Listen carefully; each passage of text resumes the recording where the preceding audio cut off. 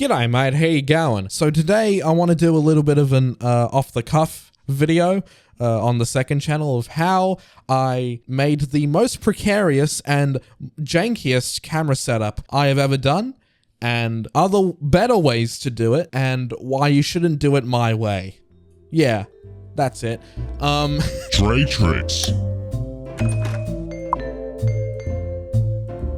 Back in November 2024, I uploaded a video on my first time doing analog photography, and it was a lot of fun. It's an experience that I recommend to all photographers if you haven't already. But one of the shots I wanted to get was a shot through the viewfinder, because I talk about how the light meter in the camera works and you need to see through the actual viewfinder to see that. I was planning another video back in June, and I just made a little setup where I had my subject on like a small table, and then I just had my camera and then my phone propped up on like just some platform that would make the phone be able to see through the viewfinder. And that was simple enough, you know. The shot didn't need to move around because it was just on a table, and that's not what you were really trying to focus on.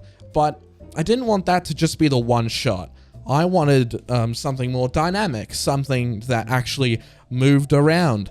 So I came up with basically what is the gaffer tape setup. People will tell you that you can fix anything with gaffer tape, and to be honest, I'm starting to believe it's true, because I can't believe this worked. Because I had seen other YouTubers who did videos about photography have a shot through their viewfinder, and you know, it moved around and it was pretty stable, and I was like, how do I do that? I don't know how to do that. I don't have equipment to do that. What I do have though is a phone, a camera, and gaffer tape.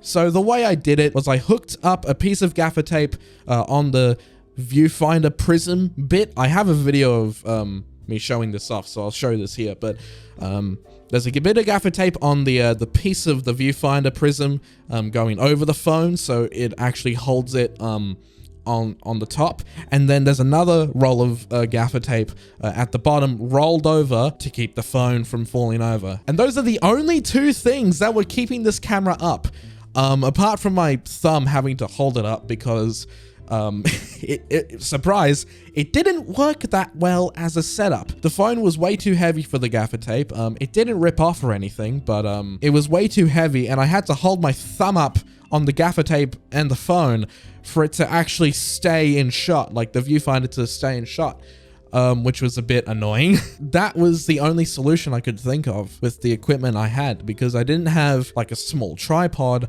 I didn't have like a mount or whatever, I didn't have any of that, so gaffer tape all the way, baby. I think the shots ended up fine. I can try to find them here. Yeah, some of them were like sort of tilted, some of them were good, but they were just really shaky and not stable, which is a bit of a problem.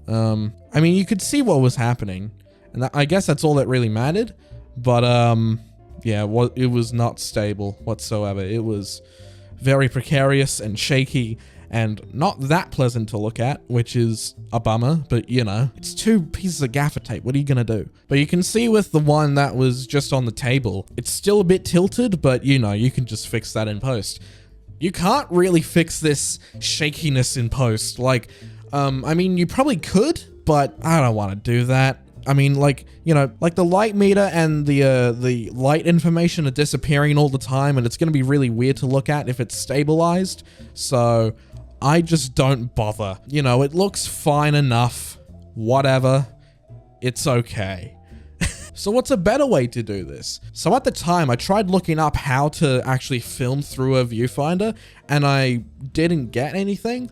I mean, it was just a one-page search, but still, I didn't find anything, so that was why I had to do this precarious setup. But about a month ago, this person called Nicholas Hornbrook made a video about how he records through a viewfinder, and it's literally just a little arm that just hangs down with a phone tripod slot that you just slot in, and then you just add some tape onto it. Bam! All done. That's a lot more stable than what my method was. Like, it's much more stable, it's much better looking, my method just sucked.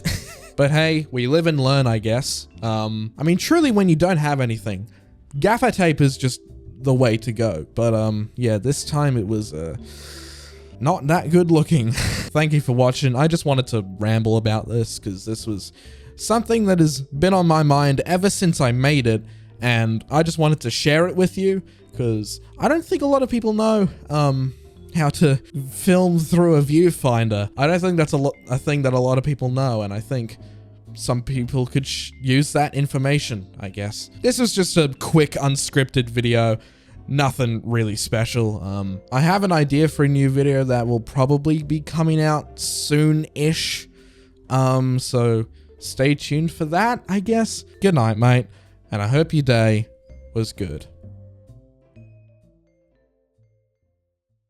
The cuckoo clock. So long, Holly.